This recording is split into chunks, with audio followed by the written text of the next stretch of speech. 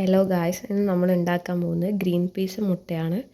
ഇത് വൈകുന്നേരങ്ങളിൽ കുട്ടികൾക്കൊക്കെ 4 മണി പലഹാരമൊക്കെ പോലെ ഉണ്ടാക്കി കൊടുക്കാൻ പറ്റുന്ന ഒരു നല്ലൊരു റെസിപ്പിയാണ്. ഭയങ്കര സിമ്പിളാണ്. ഞാൻ ആദ്യമായിട്ട് എന്തൊക്കെ വേണമെന്ന് പറയാം. ഇതിനായിട്ട് നമ്മൾ ആദ്യമായിട്ട് 4 മുട്ട എടുത്തിട്ട് പൊട്ടിച്ചിട്ട് ആവശ്യത്തിന് വേണ്ട ഉപ്പ് ഇട്ടിട്ട് നന്നായിട്ട് ഇളക്കി മാറ്റി വെക്കുക. ഇൻഗ്രീഡിയൻസ് നോക്കാം. ഇത് 4 മുട്ട പൊട്ടിച്ചൊഴിച്ച് വെച്ചതാണ്. കുറച്ച് ഉപ്പ് ഇട്ട് വെച്ചിട്ടുണ്ട്. പിന്നെ ഗ്രീൻ പീസ് 4 വിസിലിട്ട് വേവിച്ച് വെച്ചതാണ്, കുറച്ചേ ഉള്ളൂ.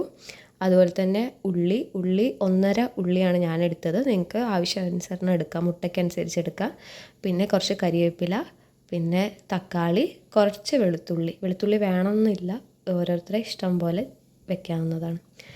പിന്നെ മല്ലിപ്പൊടി, മുളക് പൊടി, മഞ്ഞൾപ്പൊടി, ഉപ്പ്. നമ്മൾ തീ കത്തിച്ച്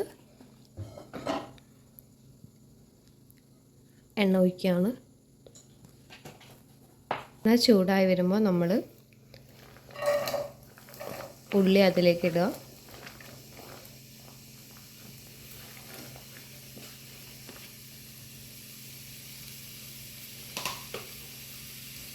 ഇനി ആവശ്യത്തിനുള്ള ഉപ്പ് ഇട്ട് കൊടുക്കുക. ഉള്ളി പെട്ടെന്ന് വാടാൻ വേണ്ടിയിട്ടാണ്. ഉള്ളി നന്നായിട്ട് വഴന്ന് വരുന്ന സമയത്ത് നമ്മൾ തക്കാളി ഇടും. ഇനി നമ്മൾ കരിവേപ്പില ഇടുന്നത്.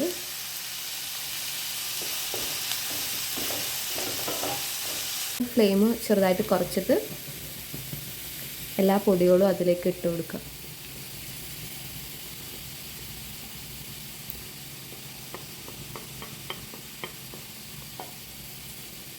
കുരുമുളക് പൊടിയും ഉപ്പും മല്ലിപ്പൊടിയും മുളക് പൊടിയും ഒക്കെ ഇട്ടിട്ട് നന്നായിട്ട് ഇളക്കുക.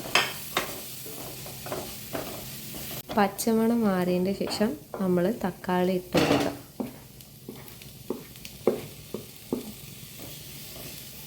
ഇനി കുറച്ച് സമയം മൂടി വെച്ച് വേവിക്കുക. നമ്മൾ ഇത് നന്നായിട്ട് വെന്ത് വന്നിട്ടുണ്ട്. ഗ്രീൻ പീസ് ഇതിലേക്ക് ഇട്ട് കൊടുക്കുക കേട്ടോ. ഗ്രീൻ പീസ് നമ്മൾ ഓൾറെഡി 4 വിസിലിട്ട് വേവിച്ച് വെച്ചതാണ്. അപ്പോൾ നന്നായിട്ട് ഗ്രേവി വെന്ത് വന്നിട്ടുണ്ട്. നമുക്കിതിലേക്ക് പൊട്ടിച്ച് വെച്ച 4 മുട്ട ഒഴിച്ചു കൊടുക്കാം.